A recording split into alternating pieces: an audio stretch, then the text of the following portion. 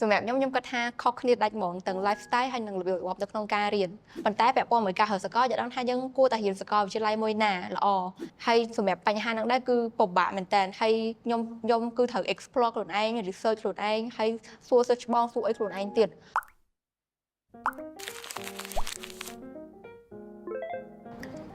ជំរាបសួរសួស្តីអ្នកទាំងអស់គ្នាមកត្រឡប់មកវិញសាជាថ្មីជាមួយនឹង Paragon You Knowledge Talk Season 3 Episode 3ខ្ញុំឈ្មោះសារាវិជ្ជរាជានិស្សិតឆ្នាំទី3មកជំនាញគ្រប់គ្រងពាណិជ្ជកម្មហើយក៏ជាយុវជននិស្សិតនៃសាកលវិទ្យាល័យអន្តរជាតិ Paragon ម្នាក់ផងដែរហើយថ្ងៃនេះដែរយើងនឹងមកនិយាយពីប្រធានបទមួយដែលខ្ញុំគិតថាសំខាន់សម្រាប់សិស្សានុសិស្សជាពិសេសសិស្សដែលគាត់ទើបនឹងចប់ថ្នាក់វិទ្យាល័យ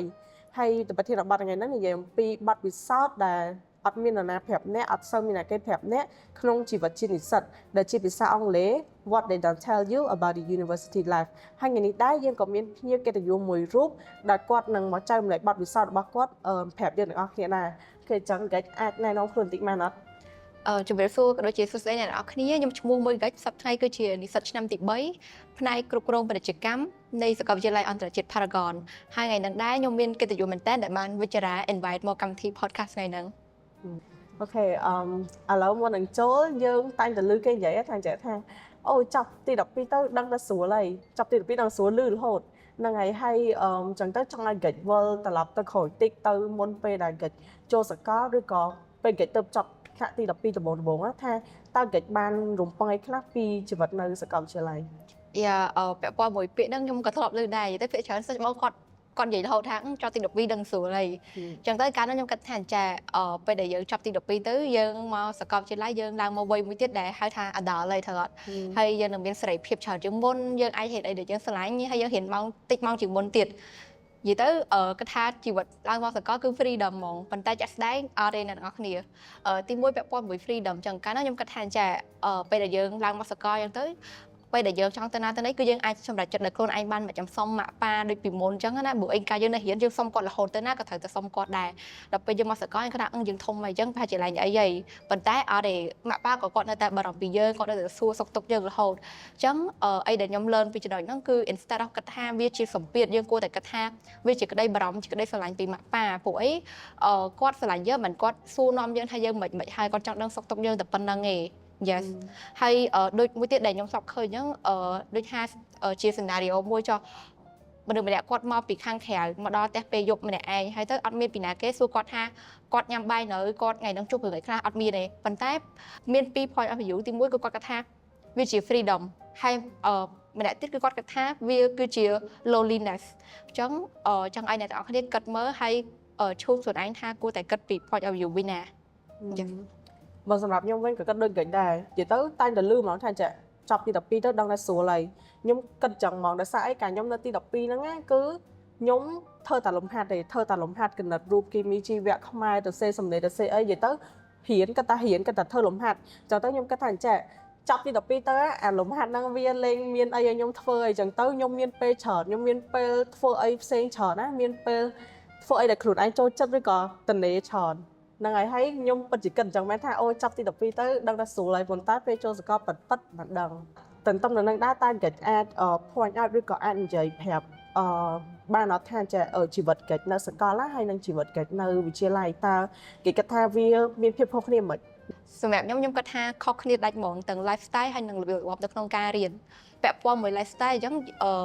ការយើងនៅរៀនវិទ្យាល័យគឺយើងរៀនរត់ផងរៀនគួរផងហើយមកដល់តែយើង self study ទៀតចឹងបានថាមួយថ្ងៃគឺយើងរៀនរហូតប៉ុន្តែពេលដែលយើងរៀនហើយគឺយើង chill ហើយយើងចង់គេងក៏បានយើងចង់ដើរលេងក៏បានយើងអត់មានត្រូវគិតអីទៀតទេប៉ុន្តែដល់ពេលយើងមកដល់សាកលវិញទោះបីជាយើងរៀនតិចម៉ោងជាងមុនមែនប៉ុន្តែយើងត្រូវធ្វើ assignment ច្រើនត្រូវធ្វើច្រើនខ្លាំងនិយាយទៅបើរាប់អាសាច់ធ្វើ assignment ហ្នឹងគឺច្រើនជាងពេលដែលយើងទៅអង្គុយរៀននឹងទៀតហើយមួយទៀតយើងគិតថាពេលដែលយើងរៀនសកលនោះគឺយើងចាប់ផ្ដើមគិតច្រើនជាងមុនកាលមុនយើងមានខ្វល់អីយើងធ្វើមិនឲ្យទៅបានទៅរៀនមកផ្ទះវិញគេងលេងយើងអត់ដើរលេងអត់អីទៅមកប៉ាសប្បាយចិត្តអីប៉ុន្តែមកដល់សកលគឺយើងត្រូវគិតថាយើងហ្នឹងពេលដែលយើងរៀនចប់យើងធ្វើអីទៀតបើយើងនៅតែខ្ជិលអញ្ចឹងយើងទៅរៀនមកផ្ទះយើងខ្ជិលអញ្ចឹងអនាគតទៅមិនទៅរៀនចប់ទៅមិនទៅពីណាយើងធ្វើការអញ្ចឹងហើយអត់ដឹងថាខ្លួនឯងចេះអីទៀតយើងអត់ដឹងថាពេលធ្វើការគេប្រើអីខ្លះយើងគិតច្រើនមែនតើអញ្ចឹងពាក់ព័ន្ធមួយ mental health គឺវារៀងខ្លាំងជាងមុនយើងត្រូវ deal មួយរឿងច្រើនជាងមុនត្រូវ deal មួយ responsibility ច្រើនជាងមុនខ្លាំង dạ cho bây giờ đáng cái nó cất mạch đại សម្រាប់ខ្ញុំក៏ដូចគ្នាគឺខុសឆ្ងាយហ្មងខុសពីការរំពឹងទុកទៀតដោយសារអីដោយសារការដូចខ្ញុំរៀនវិទ្យាល័យទី12 11 12ហ្នឹងគឺខ្ញុំអត់មានគិតរឿងអីច្រើនទេក្រៅពីទៅរៀនមកពីរៀនញ៉ាំបាយសម្រាប់តិចហើយទៅរៀនគួរតអញ្ចឹងទៅហើយរហយប់ទៅមកពីរៀនទៅធ្វើលំហាត់ដែលនៅសល់កណិតរូបគីមីជីវៈអីហ្នឹងធ្វើឲ្យទៅហើយនិយាយទៅយើងអត់មានគិតអីច្រើនក្រៅពីធ្វើមិនទី12ហ្នឹងយើងត្រូវ focus ទៅលើបាក់ដប់ចាប់បាក់ដប់សិនចាប់បាក់ដប់សិនតែគិតទៀតចាប់បាក់ដប់បាននិទេសដែលយើងចង់បានអីទៅបានយើងគិតទៀតប៉ុន្តែពេលចាប់ឲ្យព្រមឡើងទៅសាកលវិទ្យាល័យហ្នឹងគឺខុសគឺពិបាករៀងពិបាកសម្រាប់ខ្ញុំដែរដោយសារត្រូវមានអីត្រូវគិតច្រើនជាពិសេសចារបៀបពេលយើងចាប់ទី12ទៅតើយើងនឹងរៀនអីគេតើយើងត្រូវជ្រើមុខជំនាញម៉េចតើមុខជំនាញហ្នឹងត្រូវនឹងយើងអត់តើយើងនឹងរៀនកើតអត់យើងត្រូវរៀនសាលាណានិយាយទៅគិតច្រើនហ្មងណាហើយកន្លែងហ្នឹងក៏ចង់ប្រាប់បានដល់សិស្សបងណាថាបើសិនជាអាចពេលអំឡុងពេលយើងទី12ហ្នឹងក៏អាចគិតបដាបដាទួចអីក៏បានដែរដោយសារតែខ្ញុំមានផ្នត់កំណត់មួយគឺថាចាប់ទី12ចាំគិតចាប់ទី12សិនចាំយើងត្រូវទឹកគាត់ថាត្រូវធ្វើអីតទៀតខ្ញុំគាត់ថាកន្លែងហ្នឹងវាពិបាកសម្រាប់ខ្ញុំដែរយើងត្រូវadapt ខ្លួនភ្លាមហ្មងណាថាទៅណាទៅណីធ្វើអីហើយពេលយើងឡើងសកលហ្នឹងយើងមានអារម្មណ៍ថាយើងធំអីហើយយើងត្រូវមាន responsibility ច្រើនយើងត្រូវគិតច្រើននិយាយទៅអីក៏គិតដែរហ្នឹងហើយអញ្ចឹងទៅខ្ញុំគិតថាវាខុសគ្នាវាអត់ស្រួលដូចជីវិតខ្ញុំពេលរៀននៅថ្នាក់វិទ្យាល័យហ្នឹងហើយក្រៅពីហ្នឹងខ្ញុំក៏តែងតែឮគេលើកយកបញ្ហាមួយមកនិយាយដែរគឺភាពឯកាដែលភាសាអង់គ្លេសហៅថា loneliness ចឹងទៅចង់សួរតែគេថាថានៅពេលដែលគេឡើងសាកលវិទ្យាល័យហ្នឹងមានដែលគិតថាខ្លួនឯងឯកាហើយដែលគិតថាភាពឯកាហ្នឹងគឺជាផ្នែកមួយដែលអមដំណើរកិច្ចហ្នឹងទៅកាន់សាកលវិទ្យាល័យហើយនៅពេលដែលគេជួបអារម្មណ៍បែបហ្នឹងតើចង់ដឹងថាកិច្ចហ្នឹង deal មួយវាមិនដោះស្រាយបញ្ហាហ្នឹងមិនទេសម្រាប់ខ្ញុំដែរគឺបញ្ហាហ្នឹងគឺខ្ញុំជឿថាពីណាគេក៏ជួបដែរនិយាយទៅបើសិនជាតាមបទពិសោធន៍ខ្ញុំចាស់ដែរមកគឺមានអារម្មណ៍ហ្នឹងតាំងពីចាប់ផ្ដើមហើសាកលវិទ្យាល័យបើពាក់ព័ន្ធមួយជំនាញយើងបានភាសាមួយអ្នកទេហើយយើងបាន confirm មួយគាត់ថាយើងរៀនជំនាញអីចឹងណាប៉ុន្តែពាក់ព័ន្ធមួយការហើសាកលយើងដឹងថាយើងគួរតែរៀនសាកលវិទ្យាល័យមួយណាល្អសាកលវិទ្យាល័យណាដែលវា culture វាត្រូវជាមួយនឹងអីដែលយើងចង់បានហើយសម្រាប់បញ្ហាហ្នឹងដែរគឺពិបាកមែនតើហើយខ្ញុំគឺត្រូវ explore ខ្លួនឯង research ខ្លួនឯងហើយសួរសិស្សច្បងសួរអីខ្លួនឯងទៀតហើយដល់ពេលមករៀនហ្នឹងក៏ត្រូវតែ deal មួយខ្លួនឯងដែររបៀបថាយើងមកដល់យើងអត់ដឹងថាយើងទៅណាទៅណីយើង lost ហ្មងយើងអត់ដឹងថាអូគេត្រូវធ្វើអីខ្លះយើងត្រូវចោះឈ្មោះមិនធ្វើអីខ្លះទៀតបែបបត់មិនគឺយើងអត់ដឹងទេហើយការហ្នឹងពេលមកដល់ហ្នឹងគឺអត់បានចូល orientation អីទៀតចឹងទៅអត់សូវដឹងអីទេហើយ lost មែនតើហើយហ្មងតើ get used to កន្លែង environment ហ្នឹងដឹងថាគេរៀនមិនហ្នឹងក៏ត្រូវ take time ច្រើនដែរយ៉ាបើសម្រាប់ខ្ញុំហ្មងខ្ញុំក៏ជួបអារម្មណ៍នឹងដែរដោយសារអីខ្ញុំគឺជាមនុស្សម្នាក់ពេលនៅវិទ្យាល័យអញ្ចឹងចូលចិត្តដើរក្រុមណាក្រុមមាន4 5នាក់អីហ្នឹងចូលចិត្តដើរគ្នានិយាយទៅណាក៏ទៅមួយគ្នាដែររៀនគ្រប់ម៉ោងគ្រប់អីគឺនៅមួយគ្នានិយាយទៅពេលដែលយើងរៀនហ្នឹងគឺ stick មួយគ្នាគឺនៅមួយគ្នាទៅណាអីគឺនៅមួយគ្នាប៉ុន្តែដល់ពេលដែលចប់ទី12ភ្លាមត្រូវឡើងមកសកលហ្នឹងគឺខ្ញុំមានតែ2នាក់ពួកម៉ាក់ខ្ញុំឯងដែលឡើងមក3នាក់ទៀតគាត់នៅខេត្តដដែលនៅរៀនតនៅហ្នឹងទៅអញ្ចឹងទៅឡើងមក2នាក់ហ្នឹងអត់រៀនមួយគ្នាទៀតមួយរៀននៅសាកលផ្សេងហើយរៀនជំនាញខុសគ្នាអញ្ចឹងហើយយើងក៏នៅឆ្ងាយពីគ្នាដែរនិយាយទៅគឺអត់ជួបគ្នាអញ្ចឹងអត់ជួបគ្នាហ្មងអញ្ចឹងទៅមានអារម្មណ៍ថាខ្លួនឯងគឺតែម្នាក់ឯងហ្មងណាឡើងមករៀងមានអារម្មណ៍ថាដំបូងរៀងអត់សូវស្វាមទេដោយសារកាលពេលយើងនៅនោះយើងធ្វើអីជាក្រុមអញ្ចឹងយើងរៀងលះតែដល់ពេលយើងឡើងមកសាកលអញ្ចឹងទៅយើងមានអារម្មណ៍ថាម្នាក់ឯងអត់មានស្គាល់ណាគេហ្មងអត់ដឹងទៅនិយាយមួយណាគេអត់ដឹងថាអាហ្នឹងសាលាហ្នឹងមិនជំនាញអីគេមិននិយាយទៅម្នាក់ឯងឯកាមែនដំបូងតែអត់អីយូរទៅក៏ស្គាល់គ្នាពីម្នាក់ឯងអញ្ចឹងទៅហើយ for my suggestion ហ្មងគឺនៅពេលដែលយើងឡើងមកសាកលណាថ្ងៃ first day ដែលយើងជួបគ្នាខ្ញុំគិតថាយល់ល្អ at least គួរតែ make friend បានម្នាក់ពីរនាក់អីទៅស្រួលអាចនិយាយមួយគ្នាបានអញ្ចឹងនៅពេលដែលយើងមក open day ឬក៏មក orientation អញ្ចឹងយើងអាចនិយាយមួយគ្នាស្គាល់គ្នាមួយម៉ាត់ពីរម៉ាត់អីទៅ at least ក៏យើងមានអារម្មណ៍ថាអូយើងស្គាល់គាត់ម្នាក់ដែរយើងរៀងអត់មានអារម្មណ៍ថាម្នាក់ឯងណាយើងមិនក៏យើងបានពីរនាក់យើងអង្គុយចិត្តគ្នាគេឲ្យទៅណាទៅនឹងគេឲ្យធ្វើអីគេយើងអាចពិភាក្សាគ្នាបាននិយាយចេះហ្នឹងហើយអញ្ចឹងទៅមានអារម្មណ៍ថាខ្លួនឯងរៀងអត់សូវភ័យខ្លាចហើយអត់សូវមានអាភាពឯកាហ្នឹងមកតាមយើងនៅពេលដែលយើងទៅធ្វើអីគេផ្សេងអញ្ចឹងហើយមួយទៀតពេលដែលយើងចូលឆ្នាំទី1អញ្ចឹងទៅពេលធ្វើក្រុម assignment ពេលច្រើនគឺគ្រូគាត់ random គ្រប់ឲ្យហ្មងអញ្ចឹងទៅក្នុងពេលហ្នឹងគឺយើងត្រូវតែរាប់អានមួយមិត្តភក្តិថ្មីហ្មងណាហើយយើងអត់ដឹងថាគេហ្នឹងមិនទេយើងគួរតែ make friend មួយគេមិនទេយ៉ាងអញ្ចឹងទៅពេលហ្នឹងក៏បាក់ដែរដើម្បីឲ្យយើងអាច điều một cái bởi dân mình được để cho chân vậy cho mà mình được extrovert ai chẳng tới dân ở đăng ha cô để chấp đam gì mỗi kem mà dạ chẳng chờ chẳng có bia bờ bạt đấy bên tay bờ sân chỉ tam sao chỉ sân nhóm mỗi cách ha dân cô để try to communicate tụi bây giờ dân áp cái gì nó kháng khéo dân ai xạ nó phải là quạt chập group hay cho group Telegram bây chẳng tới cứ dân try to lên chấp đam vì online tới sân từ đọc bây dân chụp thiệt khẽ tới còn dân bên ai vậy dân ai make friend ban tam đang đài nâng anh vậy tới bệnh yên ấy cái thay nâng ấy thử vậy còn vậy khi tới hay thôi cũng mẹ mình lấy kha thử dương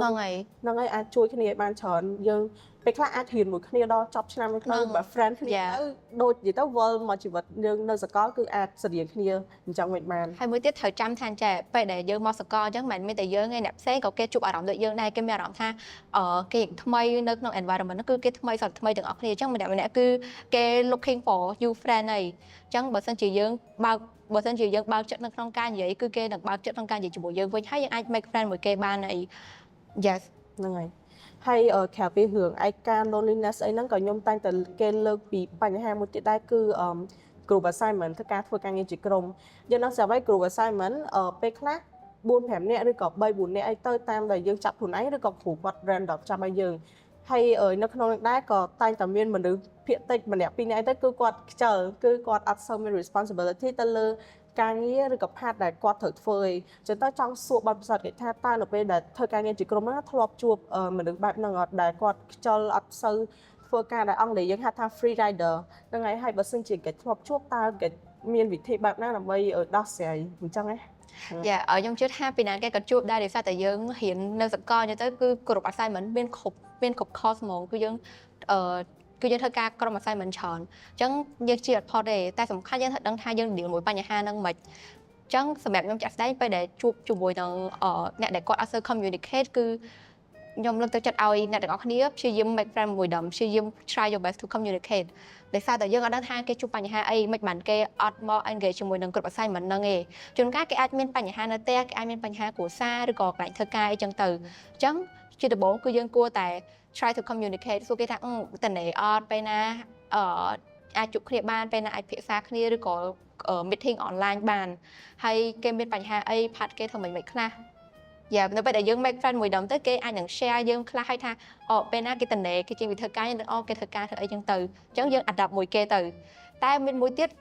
មិនអ្នកដែលគេរវល់តែគេជាមនុស្សដែលអត់មាន responsible អញ្ចឹងអានឹងបានពិបាក deal ជាមួយមនុស្សដែលគាត់អត់ខ្វល់ហ្មងថា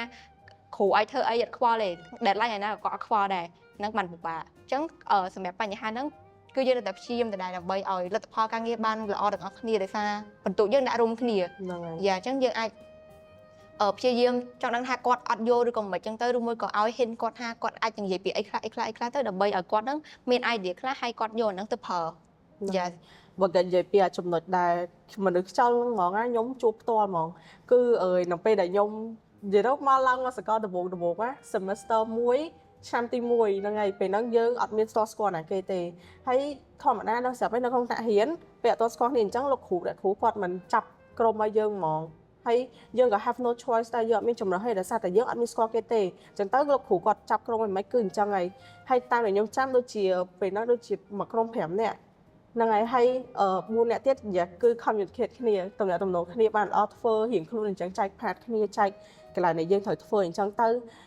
ក៏ធ្វើរៀងខ្លួនទៅប៉ុន្តែមានមនុស្សម្នាក់គឺគាត់គឺបាត់ហ្មងអត់ដឹងបាត់ទៅណាគឺបាត់ហ្មង group ក៏អត់ seen អីក៏អត់និយាយទៅអត់ reply អត់ឆ្លើយតបអត់អីទាំងអស់គឺ have no idea ថាគាត់ជាបណ្ណាគេគាត់តើគាត់ជួនកាលអត់ទៅស្គាល់មុខទៀតអត់ស្គាល់មុខអត់ស្គាល់អីស្គាល់តែឈ្មោះហ្នឹងហើយអត់ដឹងថាគាត់ទៅណាហើយមិនមែនយើងអត់ try to និយាយប្រាប់គាត់អត់ try to បញ្យល់គាត់ថា assignment ហ្នឹងធ្វើមិនខ្លះគឺធ្វើឲ្យមកស្អាតចែកផាតចែកអីឲ្យមកស្អាតហ្មងនិយាយទៅគាត់ចាំតែធ្វើឬក៏ engage ជាមួយយើងបន្តិចក៏បានដែរធម្មតាទេហ្នឹងរបៀបបន្ទុកយើងមិនត្រូវបន្ទុកជាក្រុមអញ្ចឹងទៅយើងតែងតែចង់ជួយគ្នាធ្វើអញ្ចឹងឲ្យឆាប់លឿនឆាប់ហើយទៅបានលទ្ធផលល្អអីអញ្ចឹងទៅយកទៅឲ្យគ្រូអញ្ចឹងទៅយើងអត់ចង់ឲ្យគាត់ទៅតែឯងអត់ធ្វើតែឯងអញ្ចឹងទៅធ្វើតែ4នាក់ទៅមានអារម្មណ៍ថាអត់ស្មើភាពគ្នាអញ្ចឹង something like that ហ្នឹងហើយប៉ុន្តែពេលហ្នឹងអត់ដឹងថាមិនទេគឺបាត់គាត់ហ្មងតែ form ខ្ញុំហ្មងសម្រាប់ខ្ញុំគឺរៀងពិបាកបើសិនជាជួបករណីអញ្ចឹងរៀងពិបាកតិចប៉ុន្តែយើងអត់អាចធ្វើលើសពីហ្នឹងក្រៅពី cover part គាត់ ពួកអីដូចខ្ញុំនិយាយទៅដែរអញ្ចឹង group assignment គឺបន្ទុកគឺជាក្រុមហ្មងអញ្ចឹងទៅបើសិនជាអត់ផាតគាត់មានន័យថាបន្ទុកក៏យើងត្រូវកាត់តាមនឹងដែរ so for my suggestion បើសិនជាកន្លែងហ្នឹងយើងចេះយើងអាចធ្វើបានយើងអាច cover part គាត់បានអញ្ចឹងក៏ជួយ cover part គាត់ទៅហើយថ្ងៃក្រោយពេល group assignment នេះទៀតយើងដឹងហើយថាយើងគួរចូលឬក៏មិនគួរចូល យ៉ាហើយមួយទៀតនៅក្នុងសាលាយើងគេមាន group engagement អញ្ចឹងមកថា group participation អញ្ចឹងនៅពេលដែលយើងចាប់ assignment អញ្ចឹងទៅគ្រូគាត់ឲ្យ rate teammate មួយថាគាត់បាន engage នៅក្នុង group assignment ហ្នឹងអត់អញ្ចឹងខ្ញុំគាត់ថាពេលដែលគ្រូមានអាហ្នឹងឲ្យយើងអញ្ចឹងទៅគឺអ្នកដែលម្ចាស់សម្បីខ្លួនគឺគាត់ដឹងខ្លួនឯងថាគាត់អត់បាន engage ជាមួយទេហើយគ្រូក៏គាត់អាចនឹងមាន solution អីមួយសម្រាប់ឲ្យម្នាក់ហ្នឹងកែខ្លួនឬមួយក៏ try to I mean solution ឲ្យម្នាក់ហ្នឹងកែខ្លួនហ្នឹងហើយអូខេយើងបាននិយាយគ្នាហើយថា how to deal ជាមួយនឹង free rider ឬក៏មនុស្សខ្ជិលអញ្ចឹងទៅឥឡូវចង់សួរទៅកិច្ចមួយសំណួរទៀតថាបើសិនជាអាចត្រឡប់ពេលវេលាថយក្រោយបានណាតើកិច្ចសង្ឃឹមថានឹងមានសិស្សច្បងឬក៏បងប្រាប់អីគេពីការធៀមខ្លួនរបស់កិច្ចខ្លះមុនចូលសាកលវិទ្យាល័យរបៀបតើកិច្ច wish to know អីគេមុនពេលដែលកិច្ចចូលទៅក្នុងសាកលវិទ្យាល័យមកសម្រាប់ខ្ញុំចាក់ស្ដែងអីដែលខ្ញុំសង្ឃឹមថានឹងមានអ្នកប្រាប់ខ្ញុំពេលចូលសាកលវិទ្យាល័យហ្នឹងគឺរបៀបរបបក្នុងការadapt ខ្លួនពេលចូលរៀនដំបូងដោយសារតែការខ្ញុំចូលរៀនដំបូងហ្នឹងគឺអត់មានស្គាល់ពីណាគេមិត្តភក្តិខ្ញុំគេរៀននៅសាលាផ្សេងគេរៀនជំនាញផ្សេងអញ្ចឹងទៅខ្ញុំមកនេះគឺម្នាក់ឯងហ្មងហើយសិស្សច្បងក៏អត់មានដែរនៅហ្នឹងគឺអត់មានសិស្សច្បងអញ្ចឹងអត់ដឹងថាសួរពីណាគេខែពីសួរកន្លែង receptionist គឺអត់មាន information អីទាំងអស់អញ្ចឹងកាលហ្នឹងគឺគេចូលរៀនគឺខ្ញុំអត់ដឹងថាគេចូលរៀនថ្ងៃណាថ្ងៃណីទេដោយសារតែសាលាគេ inform ប្រាប់តាម email ហើយខ្ញុំអត់ដែរបើកមើល email សោះហ្មងដោយសារតែយើងអត់ដែរទ្រលាប់ familiar មួយ email តាំងដើមតាំងយើងនៅ high school គឺយើងអត់ដែរប្រើទេអញ្ចឹងដល់ពេលមកដល់នេះគឺគេប្រើ email សុទ្ធហ្មងទាំង information ទាំងថ្ងៃចូលរៀនទាំង class schedule អីគឺគេឲ្យតាម email ហ្មងហើយខ្ញុំចេះឆ្ងល់ជុំសំតដល់ថ្ងៃចូលរៀនហើយប៉ុន្តែមិនអត់បាន information អីសោះចឹងឬមួយក៏ខ្ញុំចោះឈ្មោះទៅវាគេអត់បានដាក់ឈ្មោះខ្ញុំឬមួយក៏មិនគឺឆ្ងល់ខ្លាំងមែនតើកាលហ្នឹងដល់ហើយតមកសួរសាលាទៅបាត់គាត់ឲ្យបើកមើល email ហើយកាលហ្នឹងអត់ចេះប្រើ email ទៀតហ្នឹងហើយអត់ដឹងថា check មើលមិនអត់ដឹងថា log in ចូល email សាលាមិន The point is email សាលាហើយនិង email personal យើងខុសគ្នាយើងអត់ចេះ log in អត់ចេះអីទេហើយបានតាមដានមើលទៀតចឹងទៅ miss information ច្រើនមែនតើអញ្ចឹងបើសិនជាអាចខ្ញុំសង្ឃឹមថាបងប្អូនអាចតាមដានមើល podcast ឬមួយក៏សួរ search បងឬមួយក៏សួរពួកបងដែលជា SA នៅក្នុងសាលា Paragon ដើម្បីឲ្យគាត់ជួយ guide ទៅលើបញ្ហាហ្នឹងទៅលើការចូលរៀនដំបូងបើសិនជាមានបញ្ហាអីអាច raise គាត់បាន Yes ហើយមួយទៀតចង់ប្រាប់បងប្អូនឲ្យគាត់ហ៊ានក្នុងការចូលរួមជាមួយសាលាដូចជាពេលដែលយើងចូលមករៀនដំបូងអញ្ចឹងតាមសាលាខ្លះគេមានជា club យុវជនដូចជានៅសាលាយើងអញ្ចឹងមាន Paragon Youth Club មានអីអញ្ចឹងណាអញ្ចឹងពេលដែលយើងចូលមករៀនដំបូងអញ្ចឹងទៅពួកសិស្សច្បងគាត់ចាំទទួលពួកយើងហើយពួកយើងនឹង join club មួយគាត់ទៅដើម្បីគេធ្វើជា active team ផ្សេងៗហើយយើងអាច build network តាមរយៈការ join club ហ្នឹងបានហើយយើងមានចម្ងល់អីអញ្ចឹងគឺយើងអាចសួរគាត់បាន Yes អញ្ចឹងគឺចំណុចហ្នឹងគឺល្អមែនតើអញ្ចឹងលើកទឹកចិត្តឲ្យបងប្អូនអរគ្នាពេលដែលចូលសាកលគឺអាច build network មួយសិស្សច្បងហ្នឹងហើយសម្រាប់ខ្ញុំគិតថាចំណុចដែលកិច្ចប្រាប់ហ្នឹងគឺល្អដោយសារខ្ញុំធ្លាប់ជួបគ្នាដែរតាក់ទងនឹងបញ្ហានៃការប្រើប្រាស់ email ដោយសារដូចយើងនឹងស្រាប់ហើយកាលពេលយើងនៅវិទ្យាល័យថ្នាក់វិទ្យាល័យអញ្ចឹងទៅទី12ហ្នឹងទាំងទំនាក់ទំនងទាំង formal ទាំងផ្លូវការមិនផ្លូវការហ្នឹងគឺយើងតែងតែប្រើនៅតាម Messenger ឬក៏ Telegram អីអញ្ចឹងទៅយើងរបៀបអត់ដែរប្រើតាម email អីទេប៉ុន្តែនៅពេលដែលយើងឡើងសាកលវិទ្យាល័យភ្លាមគឺសាលាពេលដែលយើងចូលឈ្មោះភ្លាមសាលាឲ្យ username យើងឲ្យឈ្មោះឲ្យ password អីហ្នឹងដើម្បីឲ្យយើង log ចូល email ហើយព័ត៌មានអីគឺគេតម្លាក់មកតាម email មកទាំងអស់អញ្ចឹងទៅបើសិនជាយើងអត់សូវចេះប្រើគឺយើង miss information ទាំងអស់ហ្មងគឺយើងអត់ដឹងថាត្រូវធ្វើអីគេខ្លះហ្មងអញ្ចឹងទៅពិតជាចង់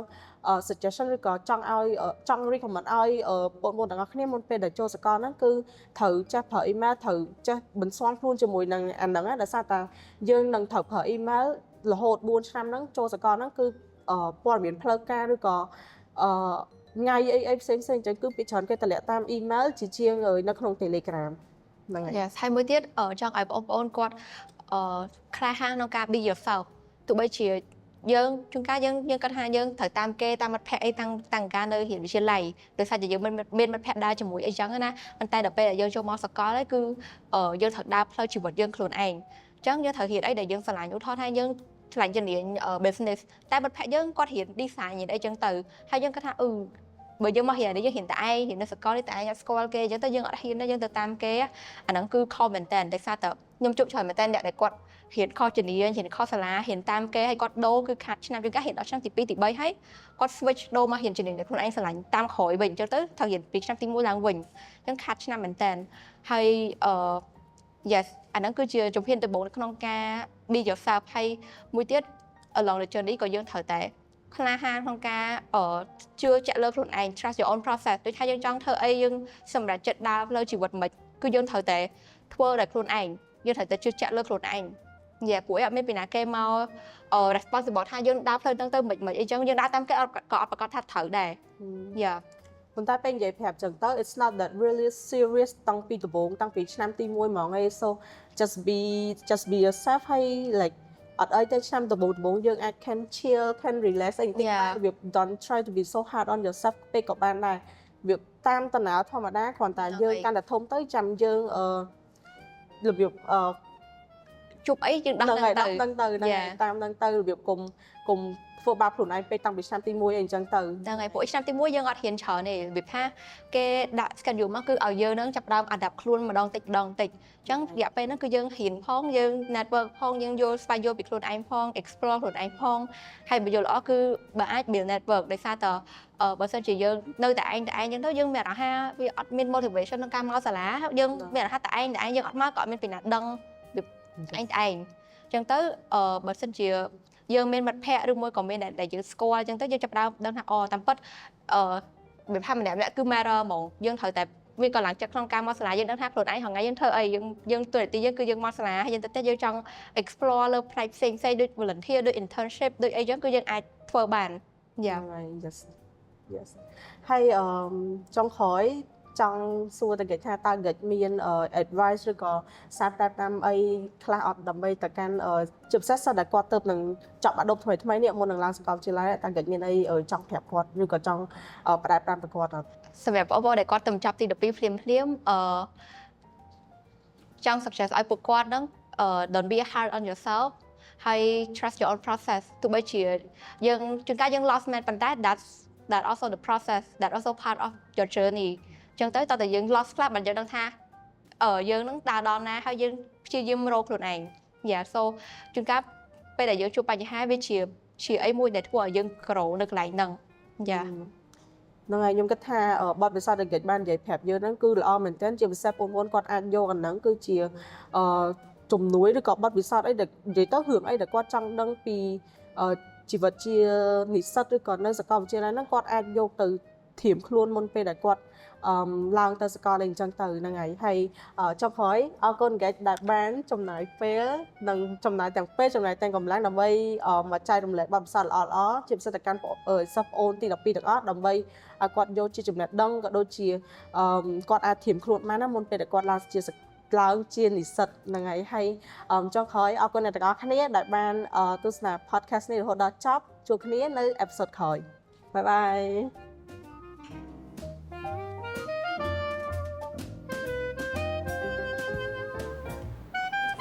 Thank you, Koi, for sponsoring this episode.